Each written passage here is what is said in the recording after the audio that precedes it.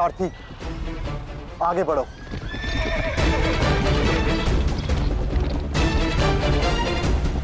अभिमन्यु के द्वार तोड़ते ही हमें उसमें प्रवेश करना है। अभिमन्यु को दृष्टि में रखना, उसकी रक्षा करना हमारा कर्तव्य है।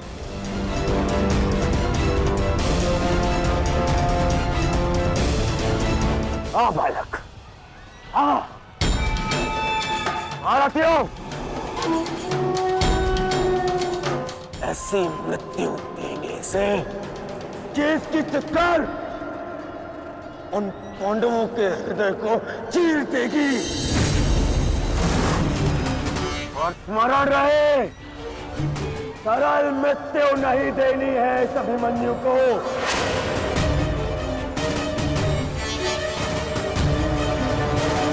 नहीं देनी है ऐसे सरल मृत्यु।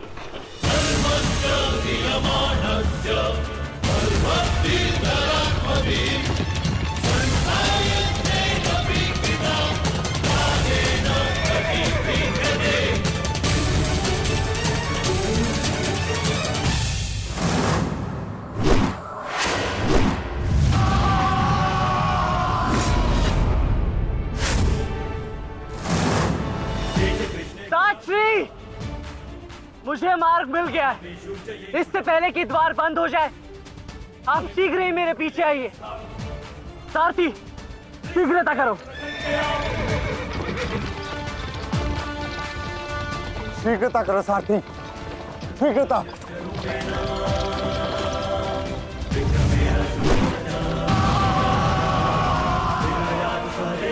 उत्तम अभिमन्यु, उत्तम।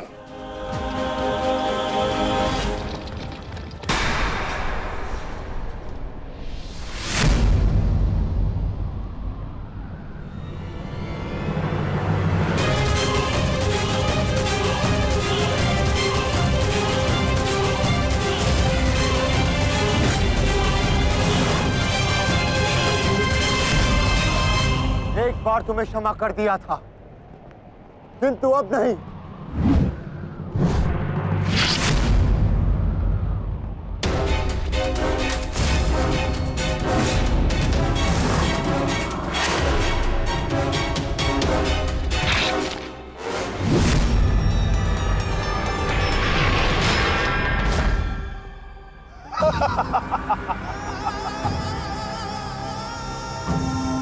एक बार अपमानित हो चुका हूं, इस बार तुम्हारी बारी है पांडवों। महादेव का वरदान सफल रहा।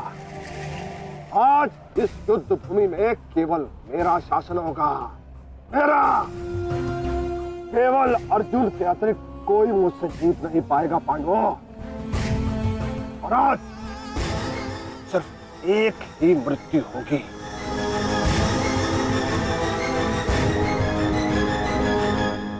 अभिमन्यु की।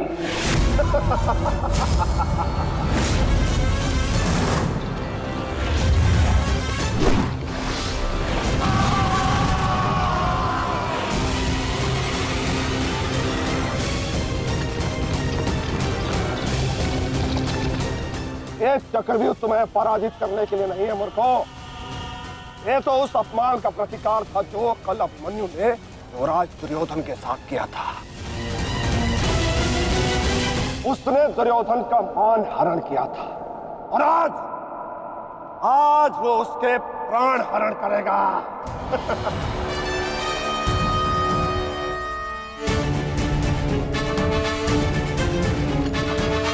अभिमन्यु, लौट आओ, ये षड्यंत्र है।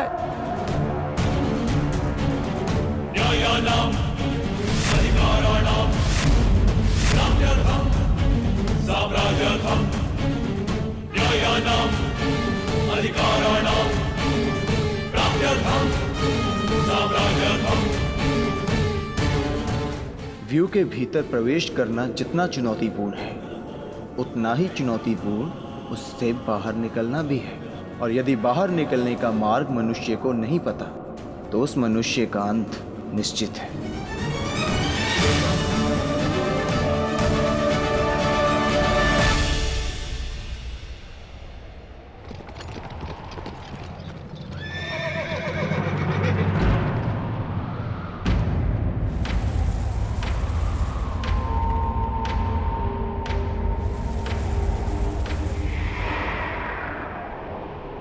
आगे बढ़िए माधव, शत्रु समक्ष है। हाँ पार्थ, ठीक कहा तुमने। एक योद्धा के लिए आगे बढ़ने के अतिरिक्त और कोई मार्ग नहीं। वापस आओ अभिमन्यु, लौट आओ, यू में प्रवेश मत करो।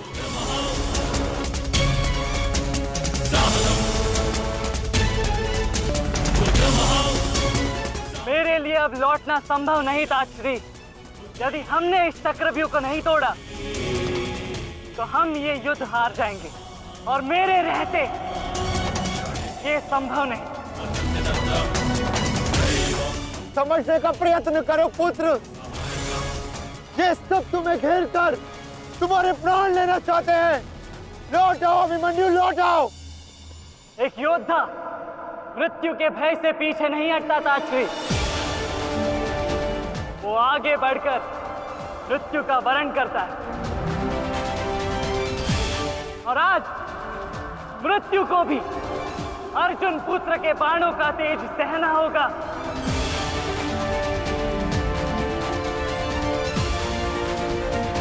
मैं इस चक्रव्यूह में आया हूं ताकि पांडवों का सर गर्व से उठा रहे। और विश्वास कीजिए ताश्री, यदि मेरा सर भी कट जाए तब भी आपका सर गर्व से उठा रहेगा।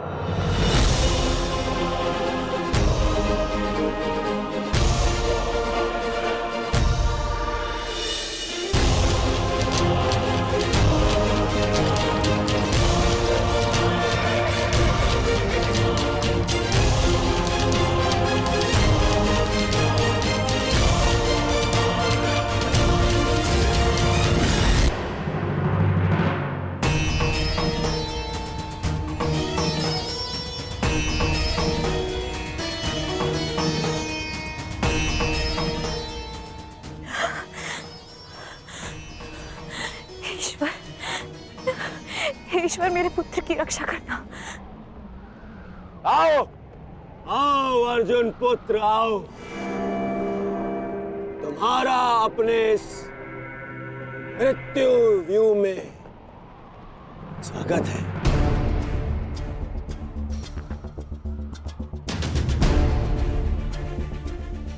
एक वीर योद्धा से सुना था मैं, हे मृत्यु, तैयार यदि तू आने को प्रसन्न मुखा। द्वार खुला है तेरा स्वागत, प्रसन्न मुखा।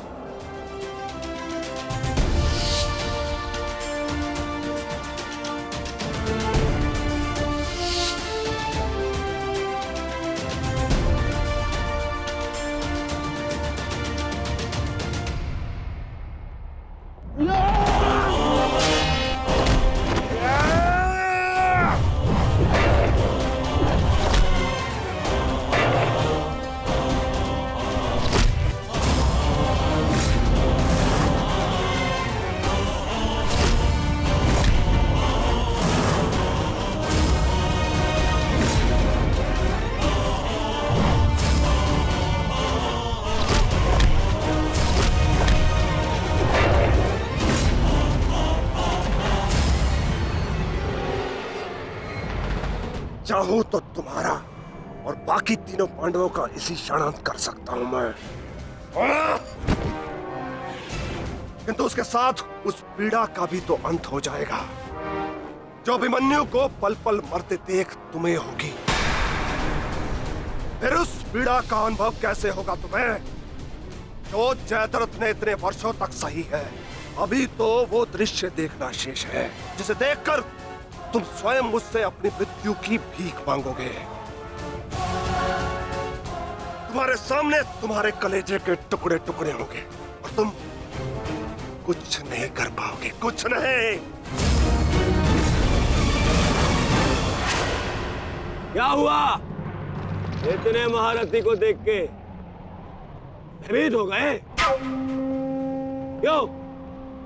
नहीं काका श्री, अपितु ये तो सम्मान की बात है कि एक साथ इतने सारे योद्धा मुझसे द्वंद्व करने की प्रतीक्षा कर रहे हैं। अच्छा,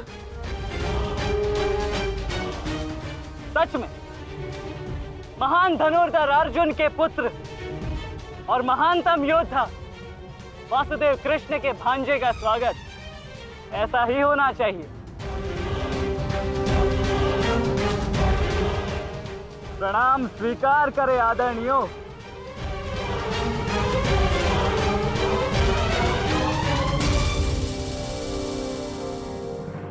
अपनी सीमा में रहो बालक। जितना कम अपमान करोगे उतनी ही कम पीड़ादायक मृत्यु मिलेगी तुम्हें। जितना जीवित रहूंगा उतनी हानि करूंगा, क्योंकि मेरी श्वास ही मेरा अस्त्र है और जब तक मेरी श्वास चलेगी तब तक यमदेव तांडव करेंगे।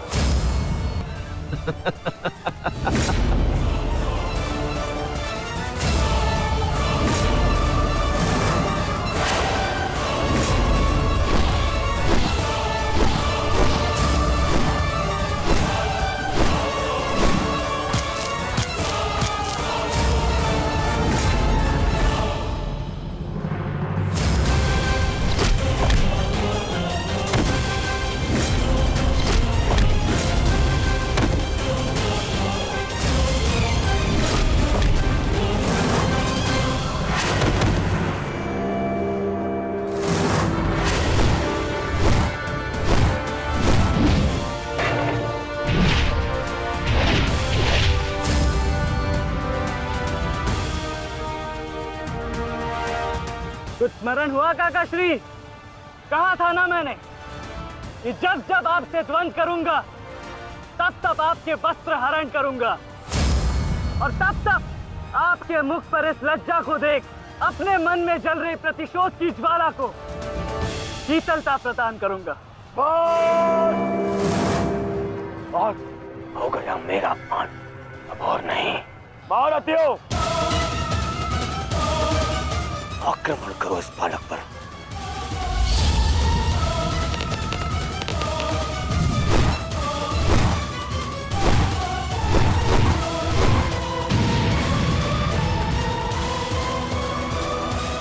एक क्या रहे, अपने धर्म का पालन कीजिए, मेरा प्रतिशोध लीजिए, आक्रमण कीजिए आचार्य।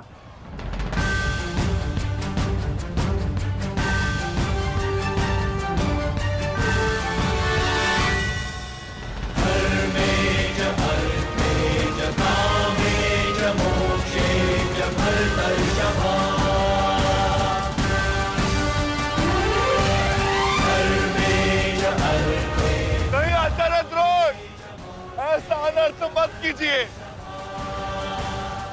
ऐसे अधर्म में आप कैसे सम्मिलित हो सकते हो? आचार्य, वो बालक है। रुक जाइए आचार्य, रुक जाइए।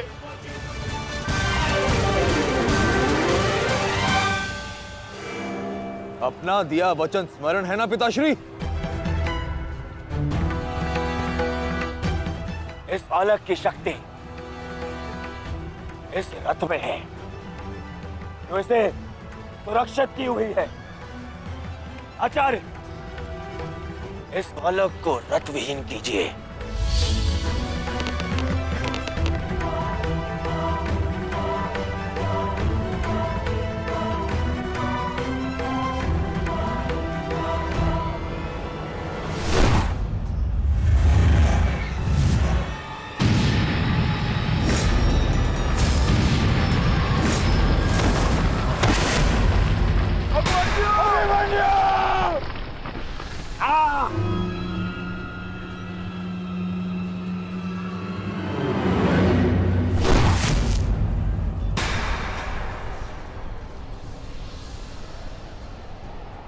माधव, मुझे कई बार चोट लगी, परंतु इस चोट की पीड़ा का भान मेरे मन को विचलित कर रहा है। कहीं ये कोई संकेत तो नहीं?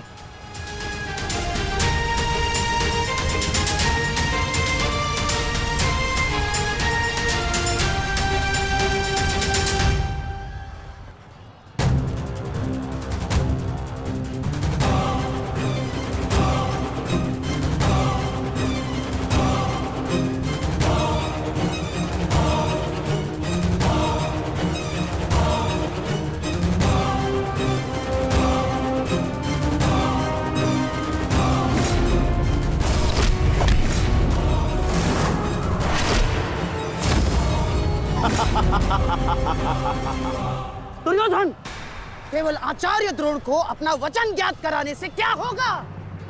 इतने अपमान के पश्चात भी अंगराज कर्ण तो जो के त्यों खड़े हैं। क्या इनका इस युद्ध के प्रति कोई कर्तव्य नहीं? मैं केवल नियम का पालन कर रहा हूं गांधार नरेश। नियम और नीति कहती है कि एक योद्धा के साथ केवल एक ही योद्धा युद्ध कर सकता है, और तुरंत के लिए अभिमन्यु युद्ध के लिए किसको चुनेगा वो उसका अधिकार है। मित्र, ये विकल्प लेने का समय नहीं है। अंत करो इसका। नहीं मित्र, हमें ये युद्ध जीतने के लिए अनीति का सहारा लेने की आवश्यकता नहीं है। नीति सिखाते सिखाते प्रपितामह शरशैया पर चले गए। यदि इन्हें नीति का ज्ञान होता तो आज ये युद्ध संभव ही ना होता। अभिमन्यु, तुम्हें विकल्प चुनना होगा।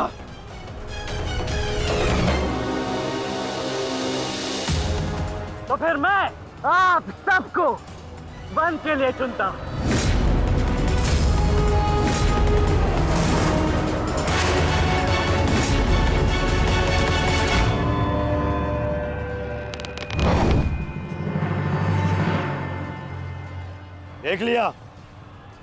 देख लिया इसने अपना विकल्प चुन लिया। अब इस पर दया दिखाने की कोई आवश्यकता नहीं है। अब आक्रमण करने की आवश्यकता है। आक्रमण करो और अपना वचन स्मरण रखो कर्ण। देख रहे हो पांडवों, अभी तो ये रथ विहीन हुआ है, फिर निशस्त्र होगा और फिर प्राणहीन।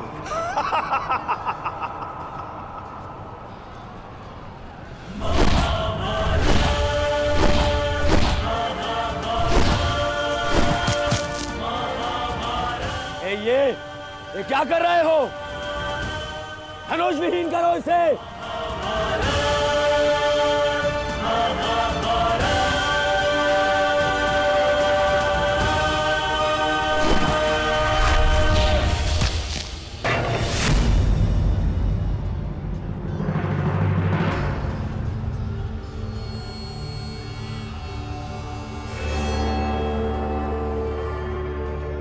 ठहरो मत, स्मरण रहे, इससे इतनी सरल मृत्यु नहीं देनी है। सूर्यास्त होने तक इसकी श्वास इससे अलग नहीं होनी चाहिए। अबे इसमें बहुत पीड़ा सहनी शेष है। मित्र, ये एक योद्धा है, इसे योद्धा की मृत्यु दो। अरे योद्धा नहीं है ये, उन भगोड़े पांडवों का मेला रक्त है। इसे बहना होगा। मित्र जागो, जागो मित्र, और प्रहार करो।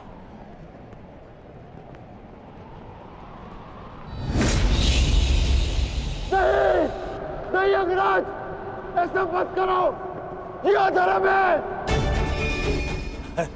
अधर्म? अंगराज!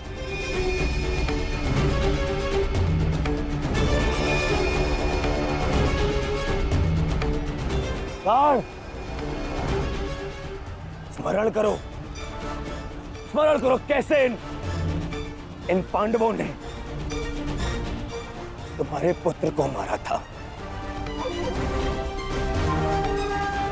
दया तो इन्होंने भी नहीं दिखाई थी उस पर। उसकी पीड़ा का मान है मुझे। और प्रहार करो, प्रहार करो उस पर।